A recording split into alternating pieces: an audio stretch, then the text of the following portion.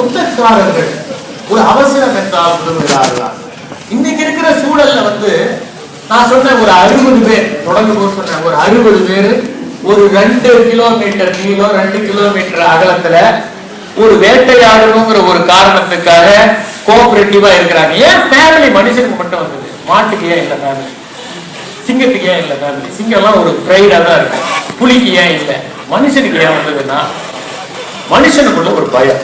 என்ன பயம்னா, நாம வேட்டையாட போனோம்னா வேற யாராவது நம்முடைய மனைவியை அபகரிச்சுட்டா என்ன பண்றது அப்படிங்கிற ஒரு பயம். ரெண்டாவது எல்லாம் ஒன்னா சேர்ந்தாதான் வேட்டையாட முடியும். அதனால ஒரு அக்ரிமெண்ட், எல்லா விதிகளும் பலவீனமானவர்களால் ஏற்படுத்தப்பட்டதுதான். என்ன ஒரு கட்டுத்திட்டு. அது மட்டும் இல்லை, ஏன் ஒரே கணவனோட வாழணும் அப்படின்னா குழந்தையை வளர்க்கிறது மனுஷனுக்கு தான் ரொம்ப சிரமம். அதை புரிஞ்சுக்கணும். உலகத்திலேயே குழந்தை வளர்ப்பது மனிதனுக்குத்தான் சிரமம்.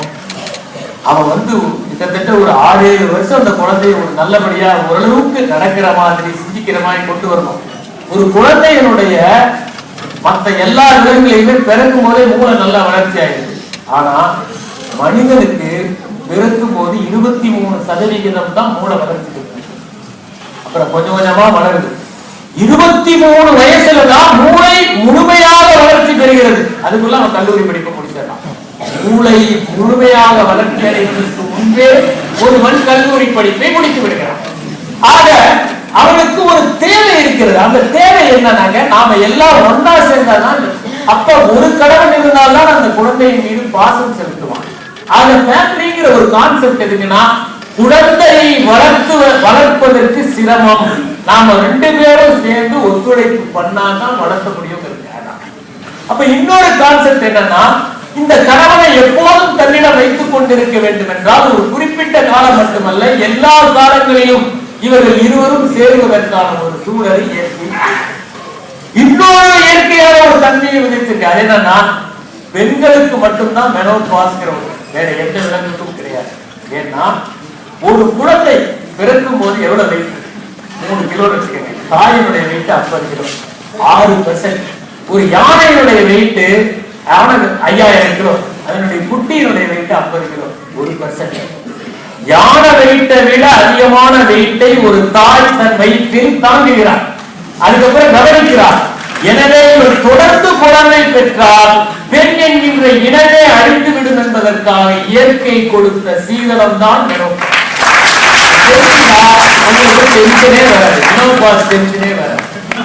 பெண் என்கின்ற இனமே இல்லாமல் போய்விடும். அது இது மாதிரி இயற்கை நமக்கு கொடுத்தது. இப்ப இந்த சுற்றம் என்கிற கான்செப்ட் இன்னைக்கு எந்த சூழல்ல இருக்கு? நாம புறநானூர்ல இருந்து அவர் சொன்னார், 194வது பாடல்ல அவர் இன்னாதுதான் இவ்வுலகம் என்கிற அந்த பாடலை சொன்னார். புறநானூற்றிலையும் அகநானூற்றிலையும் மிகப்பெரிய விஷயங்கள்லாம் நட்பை பற்றி. அகநானூற்றுல 12வது பாடல்ல ஒன்று வருது. என்னன்னா, இருதலை புள்ளின் ஓருயிர் அம்மே. ஒரு பறவைக்கு 2 தலை, ஆனா ஒரே ஒரு உயிர் இருக்கிறது மாதிரி 4 ஜோடி இருக்கிறோம். நினைச்சு பார்க்க முடியுமா? இது மாதிரி ஒரு சீன் அகநானூறுல வருது. புறநானூறுல எடுத்துக்கிட்டீங்கன்னா ஒருத்தர் சொல்றான் பவுல், என்னன்னா 193வது பாடல். அது எழுதினவர் யாருன்னா ஒரே உறவர் அப்படிங்கிறது, சொல்லே உறவர் அவர் தான். அவர் என்ன சொல்றாருன்னா, ஒரு மான் அது ஒரு கடல் நிலத்துல ஓடிட்டு இருக்குது. அது ஒரு வேடன் அழிக்க முயற்சி செய்யறான். அந்த மான் தப்பிச்சாலும் தப்பிச்சிடும். ஓடி உயிரும் கூடுமை கூடும், அது தப்பிக்கிறதுக்கான வாய்ப்பும் இருக்கு. ஆனா ஒக்கல் வாழ்க்கை தக்கலும் காலை. இந்த வாழ்க்கையில நான் சுற்றத்தோட இருக்கேன். இந்த வாழ்க்கையில இருந்து நான் எப்படி தப்பிக்க முடியும்? நீங்க சொந்தங்களிடமிருந்து தப்பிக்க முடியுமா? வாழ்க்கையை உதறிவிட்டு போக முடியுமா? ஆகவே ஒரு மனிதன் உண்மையிலேயே பார்த்தீங்கன்னா ஒரு துறவியை விட அதிகமான பொறுமையை கடைபிடிப்பவன் தான் ஒரு இல்லறவர். துறவிக்கு பார்த்தீங்கன்னா எதுவுமே இல்லை, ஆனா அவனை விட அதிக முதிர்ச்சியோடும் பொறுமையோடும் நடந்து கொள்ள வேண்டியவனாகத்தான் ஒரு இல்லறத்தை வாழ்பவன் இருக்கிறான். ஏன்? காரணம் என்னன்னா குழந்தை. ஷேக்ஸ்பியர் சொன்னாரு, நீ என்னதான் மெட்டீரியல் திங்ஸ் அடைஞ்சாலும் உனக்கு குழந்தை இல்லைன்னா பிரயோஜனம் இல்லை. பேக்கர் சொன்னார், children are the sweet responsibilities அப்படின்னு சொன்னார். தாகூர் சொன்னார், கடவுள் இன்னும் மனிதனின் மேல் நம்பிக்கை இழக்கவில்லை, அதனால்தான் குழந்தைகளை படைத்து தொடர்ந்து அனுப்பிக் கொண்டே இருக்கிறார். அதே மாதிரி நாம பார்த்தோம்னா புறநானூற்றுல பாண்டியன் அறிவுடை நம்பி அப்படிங்கிற ஒரு மன்னன் அவர் எழுதியிருக்கிறார். அவரா எழுதினாரா அல்லது வேற கவிஞர் எழுதுறது அவர் பேர் போட்டுக்கிட்டாரா நமக்கு தெரியாது. ஆனா அவர் எழுதுதாகவே நாம் அவர் என்ன சொல்றாரு, இந்த வாழ்க்கையில இந்த குழந்தைங்கிற ஒண்ணு இல்லைன்னா நீ எவ்வளவு செல்வம் பெற்று இருந்தாலும் பிரயோஜனம் இல்லை. நீ நிறைய செல்வம் பெற்று பலரோட ஒன்று உடைப்பெரும் செல்வர் ஆயினும் இடைப்பட குருவு நடந்து சிறுகை நீட்டி அந்த கம்பியும் துளாவியும் நெய்பட அரிசி மெய்பட விதித்தும் இதெல்லாம் பண்ணாலும் குழந்தைகள வாழ்க்கை ஒன்றுமே இல்லை. நீங்க பாத்தீங்கன்னா திருவள்ளுவர் சொல்லக்கூடிய அந்த குழல் இனிது யாழ் இனிது என்ப தம்மக்கள் மழலை சொல் கேளாதவர் என்கிற அந்த திருக்குறளை இங்கேசால் பாராட்டியிருப்பார். எவ்வளவு அழகான ஒரு குறள் அப்படின்னு சொல்லி நீங்க குறளையும் யாழையும் எடுத்து பாருங்க. யாழ் எப்படி அது கைகளால மீட்டும், நான் இனிய இசை எடுக்கும். குழல் வாயினால் இசைத்தால் இனிய இசை எடுக்கும். அதை சைத்தன்யம் அப்படிங்கிற சொன்னாரு, தொட்டும் முத்தமிட்டும் குழந்தைகளை கொஞ்சுகிற போது நமக்குள் இனிய இசை உதயமாகும் என்பதைத்தான் அப்படி அது ஒரு மாதிரி. இப்ப அவர் சொன்னாரு என்னன்னாக்க இஸ்லாமியார் 256 பாடல்ல கோப்பெருக்கோட பாடல் பற்றி சொன்னாரு. என்னன்னா பார்க்காமலே நட்பு. பார்க்காமலே காதல் வருது, அதுக்கப்புறம் பார்க்காமலே இருந்திருக்கலாம் தோணும். பார்க்காமலே இருந்திருந்தா பிரச்சனை இருந்திருக்காரு. ஏன்னா பல பேர் மதன புத்தகத்தை பார்த்து வாழ்க்கை புத்தகத்தை தொலைத்து விடுகிறார். இந்த சூழல்ல பாத்தீங்கன்னா இன்னைக்கு என்ன மாதிரி இருக்கு, நாம உண்மையிலேயே நம்ம ஊடகங்கள் சித்தரிக்கிற மாதிரி தான் ஒவ்வொரு குடும்பங்களும் இருக்கின்றனவா? நிறைய நெடுந்தொடர்கள்ல பாத்தீங்கன்னா மாமியார் மாதிரி வில்லி கிடையாது. எல்லா நெடுந்தொடர்களையும் மாமியார்கள் வில்லிகள். உண்மையிலே எல்லா மாமியாரும் இப்படிதான் இருக்காங்க. எல்லா மாமியாரும் ஒரு காலத்தில் மருமகர்களாகத்தானே இருந்திருப்பார்கள். ஆனா எதுக்காகனா கூட்டு குடும்பமா இருந்தா ஒரே டிவி போதும், ஒரே வாட்சி போதும், ஒரே ஃப்ரிட்ஜ் போதும், ஒரே கிரைண்டர் போதும், ஒரே மிக்சி போதும். நம்ம வியாபாரம் அதனால இந்த குடும்பங்கள்லாம் தனி குடும்பமா ஆகிறதுக்கு தான் இந்த மாதிரியான தொடர்களை போட்டு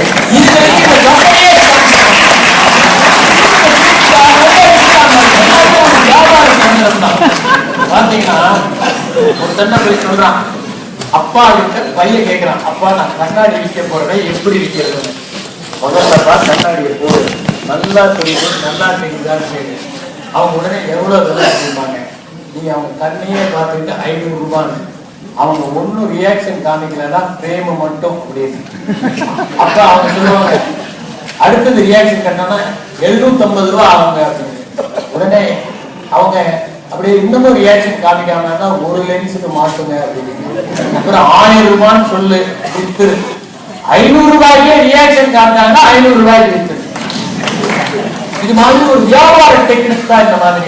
எல்லா மாமியார்களும் இப்படி இருந்தால் குடும்பம் என்கிற அமைப்பு தான் இந்தியாவில் சேமித்துக் கொண்டிருக்கிறது. நீங்க குடும்பம் என்கிற அமைப்பு இல்லாவிட்டால் இந்தியா சிதைந்து போயிருக்கும். நான் உங்களுக்கு ஒரு தகவல் சொல்றேன். இந்தியாவில் தனிநபர்களிடம் இருக்கின்ற தங்கம் எவ்வளவு தெரியுங்களா? 18,000 டன் தங்கம் இருக்கு. நீங்க எல்லாம் போட்டுருக்க நகையெல்லாம் கையில போட்டுருக்க இந்த மோதிரம் உட்பட கையில ஒண்ணு இந்த வருஷம் அவருக்கு தான் கடன் வாங்க. ஏன்னா கடிகாரத்தை கடன் வாங்கலாம், நேரத்தை கடன் வாங்க முடியாது. நீங்க பாத்தீங்கன்னா 18,000 டன் இந்தியாவில் இருக்கு. உலகத்திலேயே மிகப்பெரிய பணக்கார நாடு எது? அமெரிக்கா தான். அமெரிக்காவோட அரசாங்கத்தில் எவ்வளவு டன் தங்கம் இருக்கு? 7,414 டன் தான் இருக்கு. ஆக இந்தியர்கள் எல்லா வகையும் ஒன்றாக போட்டால் 2 அமெரிக்காவை வாங்கி இன்னும் மீறி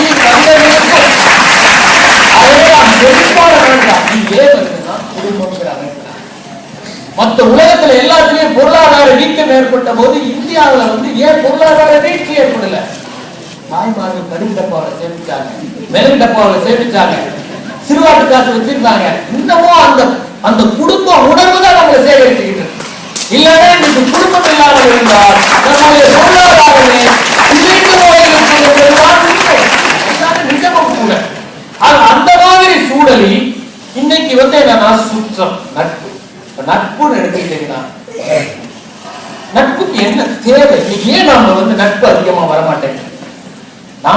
மற்றவர்களோடு நேரத்தை அதிகமாக செலவழிக்க வேண்டும்.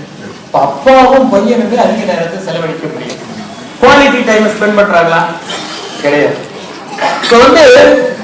பையன் அப்பாவோட ஏதாவது டைம் பண்ணணும்னா ரெஸ்டாரண்ட் கூட்டிட்டு போறதுதான். அவங்களும் சாப்பிடுறாங்க, இவங்களும் சாப்பிடுறாங்க, பேசுறதே இல்லை. சினிமாவை கூட்டிட்டு போறாங்க, அங்க ஏதாவது கேள்வி கேட்டானா ஏய் சும்மா அப்படின்றாங்க. ஏன்னா இப்ப இருக்கிற படம்லாம் பரிச்சு எழுதுற மாதிரி பார்க்க வேண்டியதா இருக்கு, அப்பதான் புரியுது. ஒரு காலத்துல ஒரு 10 சீனை விட்டுட்டு வந்தீங்கன்னா கூட கிளைமேக்ஸ்ல புரிஞ்சிடும் எப்படி எல்லாம் நடிவாங்க போறாங்க நமக்கு தெரியும். மனிதன் கிட்ட இன்னும் நல்ல மனிதநேயம் இருக்குங்க. மிகப்பெரிய ரவுடி கூட ஒரு படத்தை பார்த்தானா வில்லன் தோக்கணும் தான் நினைக்கிறான். உலகத்தில் மிகச்சிறந்த ரவுடி கூட எங்கேயாவது எந்த ரவுடியாவது கதாநாயகன் அடி வாங்குவதை பார்த்து ரசிப்பதை ஆகிய நம்மகிட்ட மனிதநேயம் இருக்கிறது. சூழலா மாற்றுகிறது என்பதற்கு உதாரணம். ஆக இன்னைக்கு குவாலிட்டி டைம் நம்ம ஸ்பெண்ட் பண்றோமா? நட்பு, நண்பர்கள். அந்த காலத்தில் நண்பர்கள் இருந்தார்கள், இஸ்லாமியார் போன்ற நண்பர்கள் இருந்தார்கள் என்றால் என்ன காரணம்? அவர்கள் தன்னுடைய நண்பர்களை மதித்தார்கள். ஒருத்தனுக்கு எதுங்க பெருசா கொடுக்க முடியும்? நீங்க கொடுக்கிற பொருள் எல்லாம் பெருசு இல்லை, ஒருவனுக்கு கொடுக்கிற நேரமே பெரிய. ஏன்னா நேரத்தை காட்டிலும் உயர்ந்த எதுவும் இல்லை. மற்ற எல்லாத்தையும் சம்பாதிச்சுக்கலாம், ஆனா நேரம் போயிட்டா சம்பாதிக்க முடியுமா? இந்த அரை மணி நேரம் போயிட்டா மறுபடியும் இந்த அரை மணி நேரம் வருமா? வரவே வராது இல்லையா? நேரத்தை கொடுப்பது. திருவள்ளுவர் ஒரு அழகான குறள் 999வது குறள்ல சொல்றாரு, எவன் ஒருத்தர் சிரிக்காம இருக்கானோ அவனுக்கு பகலும் இருட்டு மாதிரி. சிரிச்சாதான் அவனுக்கு இருட்டு கூட பகலாகும். இந்த 999 99 இதெல்லாம் ரொம்ப முக்கியமானவன். ஏன்னா 99 பேர்களால் அல்லாவை அழைப்பது இஸ்லாம். ஏன் 99னா 9ஓட எதை கூட்டினாலும் அந்த நம்பர் தான் வரும். 9ஓட 7 கூட்டினீங்கன்னா 16 7 தான் வரும். 9ஓட 8 கூட்டினீங்கன்னா 17 8 தான் வரும். 9ஓட 9 கூட்டினீங்கன்னா 9 தான். ஆக இறைவனை எந்த பேரை அழைத்தாலும் அவன் ஒருவன் தான். அது என்ன சொல்றாருன்னா சிரிக்கணும், நல்லா சிரிக்கணும். இப்ப நீங்க பாத்தீங்கன்னா எல்லோருடைய பகிர்ந்து கொள்வதுதான் வாழ்க்கை. திருவள்ளுவர் சொன்ன நீங்களே பாருங்க, தனியா உட்காந்து நீங்க என்னைக்காவது சாப்பிட்டீங்கன்னா அதுல சந்தோஷம் வருதா? தனியா உட்காந்து யார் சாப்பிடுவாங்கன்னா, அதாவது நாய் ஒண்ணுதான் தனியா சாப்பிடுது. நல்ல கூடாது, நன்றிதான் இருக்கு, இதெல்லாம் இருக்கு, இதெல்லாம் ஒண்ணுமே குறை சொல்ல முடியாது. ஆனா நாய்கிட்ட ஒரே ஒரு கெட்ட பழக்கம், அது தனியா தான் சாப்பிடும். நீங்க எதையாவது போட்டீங்கன்னா கூட எடுத்துட்டு போய் தனியா சாப்பிடும். இதுல என்னன்னா ஒரு பயம். ஆனா மனிதர்கள் பகிர்ந்து, அதான் நம்ம சொன்னாங்க பழங்காலத்துல இருந்து சுமதி சொன்னாங்க ஒரு அருமையான கேள்வி. பழங்காலத்துல இருக்கிறத பகிர்ந்துட்டாங்க. முல்லைப்பாட்டுல ஒரு இடம் வருது, என்னன்னா நம்ம கிட்ட இருக்கக்கூடிய கீரைய வசிச்சு நம்ம கிட்ட இருக்கக்கூடிய அந்த பழைய அரிசி நொய் அரிசியை போட்டு சாதம் பண்ணி யாரும் பாத்திர வேணாம், நாம இதுதான் கொடுக்குறோம், கதவை சாப்பிட்டு விருந்தினர்களோட சாப்பிடுவோம் அப்படின்னு முல்லைப்பாட்டு. ஏன்னா விருந்தோம்பல்ங்கிறது என்னன்னா, விருந்துங்கிற வார்த்தையாக தமிழர்கள் கிட்ட தான், இன்னொன்னு கிரேக்கர்கள் கிட்ட. விருந்தனா நீங்க சித்தப்பா பையன் மாமா பையன் நினைக்காதீங்க. இது வரைக்கும் நீங்க பார்க்காத நபருக்கு உபசரிக்கிறதா அவருடைய அவர்கள் சங்க இலக்கியத்தில் நிறைய ரிசர்ச் பண்ணியிருக்கிறார். அவர் சங்க செவின்னு ஒரு புத்தகத்தை கொண்டு வந்திருக்காரு. அவர் எழுதியிருக்காரு, சங்க காலத்துல என்ன பண்ணுவாங்கன்னா, யாராவது விருந்தினர்கள் தான் யாராவது தெரியாதவங்க வந்துட்டா பாடகர்கள் தன்னுடைய யாரை கொண்டு போய் அடகு வச்சு பொருள்களை வாங்கிட்டு சமைச்சு போடுவாங்க. வீரன் தன்னுடைய வாழை கொண்டு போய் வச்சு அடகு வச்சு சமைச்சு போடுவான். அது மட்டும் இல்ல, மனைவி நினைப்பாராம் நம் கணவன் சீக்கிரம் திரும்பினாலே விருந்தினர்கள் நம்ம நல்லா கவனிக்க முடியும் அப்படின்னு. அந்த மாதிரியான ஒரு பண்பு சங்க காலத்தில் இருந்தது. இன்னைக்கும் தமிழர்களிடம் அந்த பண்பு உண்டு. நான் குறைந்தது என்று சொல்ல மாட்டேன், இன்றும் இருப்பதை பகிர்கிற உணர்வு. நான் பொதுவா சுயசரித கருத்துல சொல்ல மாட்டேன், ஆனா இதுதான் போனோம்னா எல்லாம் ஃபுல்லா சாப்பாடை போட்டு காய்கறி எல்லாம் வச்சுட்டு நாம சாப்பிடலன்னா அழுவும் பக்கத்துல இருக்காரு. அழுதாருன்னா நீங்க எப்படி சாப்பிடாம இருக்கீங்க? சாப்பிட்டு கொஞ்சம் இன்னும் கொஞ்சம் டப்புல எடுத்து வச்சு இது மாதிரி ஒரு மெகா சீரியல் மாதிரி அழுதுட்டு நம்ம சாப்பிட வைக்கிறோம். அவர் சாப்பிட ஒருத்தர் இருக்கிறாரு, அவர் இங்க வந்திருக்கிறாரு, அவர் சென்னையில இருந்தாரு. யாரு சேலத்துல இருந்து கிளம்பினாலும் அவர் வீட்டுக்கு தான் வருவாங்க. அவரு செக்ரட்டேரியட்ல வேலை பண்ணாரு. அவர் எல்லாருமே எல்லாத்தையும் கண்டிப்பா எல்லாம் வாங்கி கொடுத்து அவர் வெஜிடேரியனை சாப்பிட்டு அவங்களுக்கு அங்கே அந்த வாங்க சாப்பிட்டு அவங்களை டிஃபன் வாங்கி கொடுத்துட்டு பிரியாணிலாம் வாங்கி கொடுத்துட்டு அவங்களுக்கு காய் வச்சு செஞ்சு அதுக்கப்புறம் பஸ் டிக்கெட்டையும் எடுத்து ட்ரெயின் டிக்கெட்டையும் எடுத்தாங்க. இவ்வளவு ஒரு பரோபகாரியா அவருக்கு திரு உலகநாதன் ஏன் தெரியும்னா பரோபகாரியா தெரியும். அவர் என்னன்னா உலகமே கண்டதுன்னு நினைச்சார். அதனாலதான் அவருக்கு பேர் சின்ன வயசுல உலகநாதன். எடுத்து பார்த்தீங்கன்னா இந்த மாதிரி மனிதர்கள் இன்னும் இருக்கிறார்கள். இருப்பதை எல்லாம் கொடுத்து விட்டு பட்டினி கிடப்பவர்களை நாம் பார்க்கிறோம். இந்த சைனால வந்து நோபல் பிரைஸ் வாங்கினவங்க அவர் பேர் மாயா அப்படிங்கிறது பேர். மாயான்னா என்ன புனை பெயர், பேச தெரியாது. அவருக்கு நோபல் பிரைஸ் கிடைச்சது. அவர் சொன்னாரு, சின்ன வயசுல பல நாள் எங்க அம்மா பட்டினி கிடந்துட்டு எனக்கு சாப்பாடு கொடுப்பாங்க. அப்ப கேட்டா எனக்கு பசிக்கலன்னு சொல்லுவாங்க. ஒரு நாள் நாங்க கலெக்டிவ் ஃபார்ம்ல போய் எல்லாம் வெஜிடபிள்ஸ் எடுக்க போனோம், பொட்டுட்டோங்க. அப்ப அந்த ஃபார்ம்காரன் அடிச்சுட்டான். பின்னாடி நான் வளர்ந்த பிறகு அவனை பார்த்தேன். அப்போ வந்து நான் அவனை அடிக்க போகும்போது என் கையை பிடிச்சி அப்ப பார்த்து அவன் வேற இவன் வேறன்னு சொன்னாங்க. நீ பாரு, அப்படியெல்லாம் எங்க அம்மா எனக்கு வந்து கதை எழுத சொன்னாங்க. அவங்க சொன்ன கதையால தான் அந்த நோபல் பிரைஸ் கிடைக்குது. ஆனால் இன்னைக்கு எங்க அம்மா உயிரோடு இல்லை. இதுதான் மிகப்பெரிய துக்கம். இந்த மாதிரி சூழல்ல நீங்க பாத்தீங்கன்னா ஒவ்வொரு மனிதனுமே யாரோ ஒருவருடைய தியாகத்தால தான் உருவாக்கி. ஆனா அவங்க ஏன் தியாகம் பண்ணாங்கன்னா, இந்த தியாகத்தை விட யாருக்காக தியாகம் செய்தார்களோ அவர்கள் முக்கியம் என்று நினைத்தார்கள். ஒரு கொடிக்காக உயர்வுகிறார். நம்மளை பொறுத்த வரைக்கும் நாம் நினைப்பது ஒரு பீஸ் ஆஃப் கிளாத் தானே. ஆனால் அவன் உயிரை காட்டிய உயர்வு என்று நினைத்தால் உயிரை கொடுத்தார். அந்த சுதந்திர காற்றை தான் நாம் சுவாசித்துக் கொண்டிருக்கிறோம்.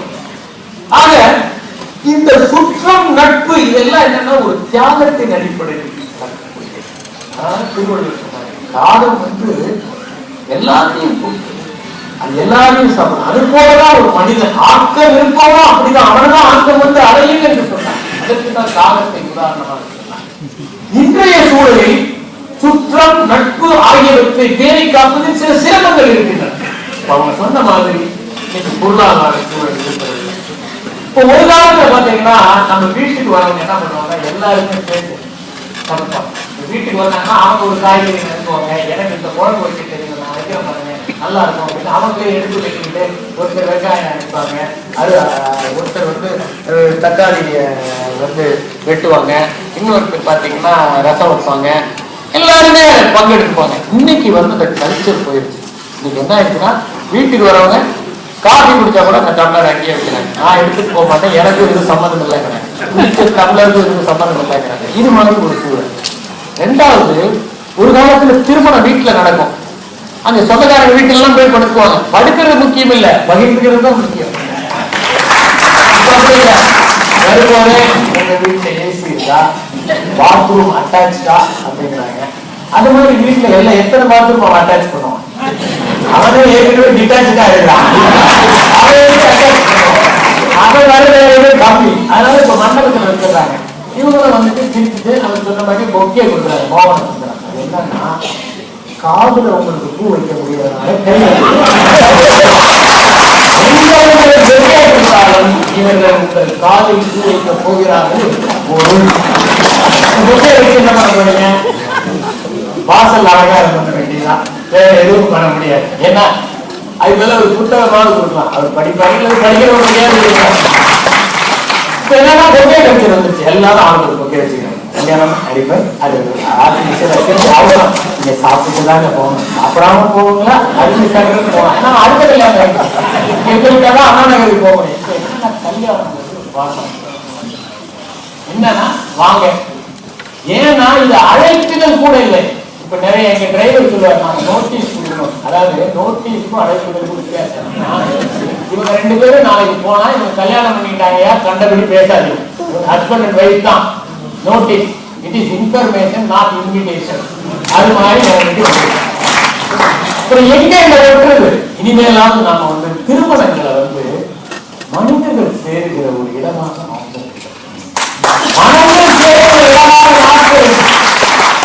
ஒரு இடத்துல நான் படிச்சேன் என்னன்னா, திருமண மண்டபங்களை பொறுத்தவரை இந்தியா பணக்கார நாடுதான், ஆனால் முதலிலேயே ஏழை ஆகிவிடுகிறது. அது மாதிரி டெக்கரேஷன் பண்ணிட்டு ஒரு நாள் பிரமாணம் பகிர்வதற்கு, அவங்க அனுபவங்களை பகிர்ந்து கொள்வதற்கு, வாழ்த்துவதற்கு உண்மையா எல்லாரும் ஈடுபடுவோம். இது நம்ம சுற்றம் செய்யணும்னா யார் வீட்டுக்கு போனாலும் நீங்களும் கொஞ்சம் வேலை செய்யணும். காபி போடுங்க, கொஞ்சம் அவங்க மிக்சியில சட்னி அரைக்கிறதுக்கு ஹெல்ப் பண்ணுங்க, அவங்களுக்கும் ஏதாவது ஒரு பொரியல் உங்களுக்கு தெரிஞ்ச பொரியலை பண்ணுங்க, உங்களுக்கு சமைத்து போறதுக்கு எடுத்துக்கிட்டே போங்க. நிறைய பேர் அதுதான் பார்த்து சமைக்கிறாங்க. அதுல வேற அப்போ செல்போன்ல ஒரு போன பண்ணிக்கிறாங்க. இப்ப நான் வெங்காயத்தை போட்டேன், அடுத்தது என்ன பண்றேன், அவங்க பச்சை மிளகாயை போடும், அடுப்பையே பத்த வைக்காம இதெல்லாம் நடந்துட்டு அவங்க அது எந்த சமையல் குறிப்பு புத்தகத்துல அடுப்பை பற்ற வைக்கிறது எந்த புத்தகத்துல எழுதிட்டாங்க. எங்க லேப்ல ஒரு பையன் போய் master, sir sir hot water எங்க சார் வச்சிருக்கீங்க? அது இங்க வச்சிருக்கு. ஹாட் எடுத்து ஆட் பண்ண ஹீட் பண்ணாக்க ஹாட் வாட்டர் ஆயிருக்கு இல்லையா? அது தெரியாத போய் கேட்கிறான். இது மாதிரி நாம் சுத்தத்தை தக்க வைத்துக் கொள்ள வேண்டும் என்றால் ஒருவருக்கு ஏதாவது உதவி தேவைப்பட்டால் ஓடி உதவுவதுதான். நம் சுற்றங்களை நாம் அடிச்சு பார்க்கணும். நான் என்ன சொல்றேன்னா, ரிட்டையர் ஆகிறாங்கல்ல எல்லாரும் ஒரு பேரல் பேசுறாங்க, இவரை போல ஒரு சிறந்தவர் அல்ல, இவருடைய பணி அற்புதமான பணி, கண்டுபிடிச்சிட்டாரு, இது வரைக்கும் அவருக்கே அவர் என்ன பணி செஞ்சாருன்னு தெரியல.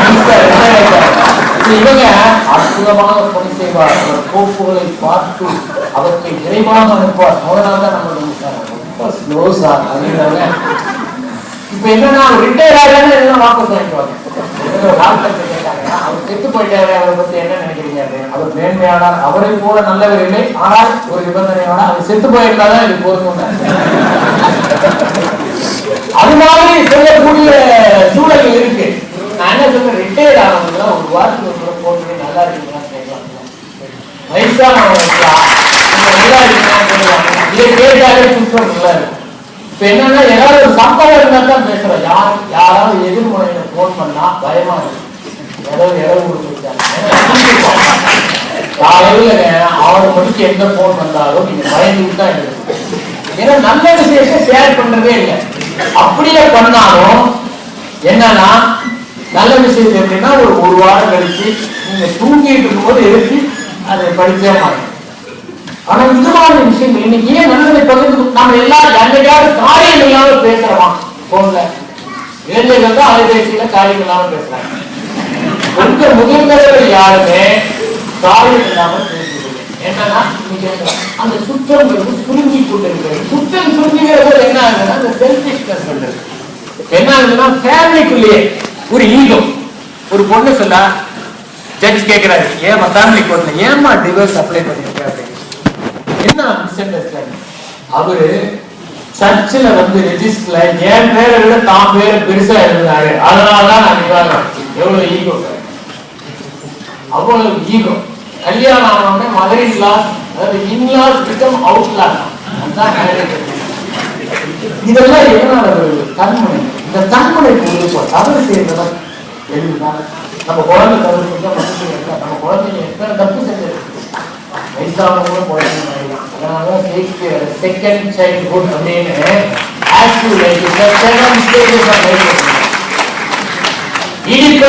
ஒரு கேள்வி கேட்கிறாங்க, மகத்தான கேள்வி. என்ன கேட்கிறது? ஒரு மனிதன் மனிதன் ஒரு விலங்கு 4 கால்களிலும் நடக்கும், 3 கால்களிலும் நடக்கும், 2 கால்களிலும் நடக்கும். ஆனால் குறைவான கால்களில் நடக்கும் போதுதான் பலசாலியாக இருக்கும். அது எந்த விலங்கு அப்படின்னு கேட்டோங்க. அதுக்கு ஈடிபஸ் பதில் சொல்லிடுவான், என்னன்னா மனிதன். உடனே ஒரு தற்கொலை செஞ்சுக்கணும். இந்த பதில் தான். அதாவது அதிகமான கால்கள், அதிகம் 3 கைத்தடி, 4 தவழ்கள்.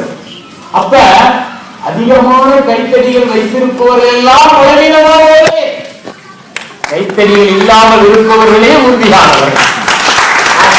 கண்ணுக்கு தெரியாத கைத்தடிகள். அப்ப நீங்க பாத்தீங்கன்னா ஒரு மனிதன் வயசாகும் போது அவன் கோஷம் ஆயிடுதானே. ஏன் நாம் அவர்களை அரவணைத்து செல்லக்கூடாது? அரவணைத்து சென்றா நம்ம குழந்தை தப்பு பண்ணா மறந்துடலாம், அந்த மாமியார் தப்பு பண்ணா மறந்துடலாம் இல்லை, மாமனார் தப்பு பண்ணா மறந்துடலாம் இல்லை, அம்மா தப்பு பண்ணா மறந்துடலாம் இல்லை. மறக்கிறது என்ன இருக்கு? மறப்பதுதானே உயர்ந்த பண்பு. அதாவது மறப்போம் மன்னிப்போங்கிறது ஷேக்ஸ்பியர் 4-5 இடத்துல சொல்லியிருக்காரு. மன்னிப்போம் மறப்போங்கிறார். Let us forget and forgive. இங்கெல்லாம் வரும். இப்ப அதுதான் அண்ணாவும் வந்து சொன்னாங்க, வரப்போ பண்ணிப்போ பேரு எல்லா உறவுகளுக்கும் இது போகணும். நீங்க எல்லாமே நீங்க இன்னைக்கு ஒரு புது ஆளை பாத்தீங்கன்னா நேர்த்தி வந்து பண்ணா நினைச்சீங்கன்னா அன்னையோட முடிஞ்சிடும் எல்லாமே. புது மனுஷன் அந்த மாயானுடைய அம்மா சொன்ன மாதிரி புது மனுஷன் நினைங்க. அப்படி புது மனுஷன் நினைச்சீங்கன்னா உங்களுக்கு எந்த பிரச்சனையும் ஏனென்றால் ஒரு சின்ன மிஸ் அண்டர்ஸ்டாண்டிங்ல தான் கோவமும் ஆளுநரையும் புரிஞ்சாங்க. திங்கள் மாலை வெண்குடையால் செஞ்சி செங்கோல் அது ஒருச்ச கங்கை நன்மை பொருந்தாலும் புலவாய் விழுதல் பெயர் கண்ணா கங்கை நன்மை புணர்ந்தாலும் புலவாய் விழுதல் பெருங்கற்கு மங்கை மாலை பெருங்கற்கள் நரிங்கை வாழி காவேரி கோவலன் சொல்லலாம். இன்னொரு பெண்ணோட ஆசை இருக்கிறது மாதிரி அவன் பாடுறா நினைச்சிருக்கு. அண்ணனுடைய அவரோட நெண்ண நோக்கி நின்றார் ஒருவர், நெண்ண நோக்கி நின்றார் அவர்கள் பொன்னே சுரண்டி போவார் அல்ல. ஒரே பாட்டு மிஸ் அண்டர்ஸ்டாண்டிங் ஃபேமிலியில வந்தா ரெண்டு பேரும் திட்டிட்டீங்கன்னா நிறைய பேர் திட்டிட்டு ரொம்ப கோசா இருப்பாங்க. ஏன்னா திட்டிட்டே இருந்தீங்கன்னா என்ன ஆகுதுன்னா திடீர்னு ஒரு நாள் வெடிக்க, திட்டாக இருக்கிற உறவுகள் தான் ஒரு நாள் வெடித்து விடும். அப்பப்போ கொஞ்சம் கொஞ்சம் ஆங்கில ரெண்ட் பண்ணிட்டே இருக்கீங்கன்னா நீங்க பாத்தீங்கன்னா சகல நேரம் சண்டை எப்பவுமே ஒத்துமையா இருக்கும். சண்டை போட்டு சீக்கிரம் போவாங்க, ஓட்டு போவாங்க. இது ஏன் கேட்டீங்கன்னா இது ஒரே ஒரு காரணம் தான், முக்கியமான காரணம். அவ்வப்போது உங்கள் உறவுகளை வெளியே குறித்தால் உங்களுக்குள் விளைவு ஏற்படாது. அதை தேக்கி வைத்திருந்தால் அனைவரும் உடைந்துவிடும். உண்மை நட்பை பற்றி சொன்னாங்க. நட்புங்கிறது எவ்வளவு அற்புதமானது. வந்து நாம எந்த உறவை வந்து எந்த விதமான ஒரு ரத்த சம்பந்தமும் இல்லாமல் தேர்ந்தெடுக்கக்கூடியது நான் நட்பை சொல்றேன். அந்த நட்புக்கு ஒரு சின்ன ஒரு உதாரணம், ஒரு சோல்ஜர். அந்த சோல்ஜர் வந்து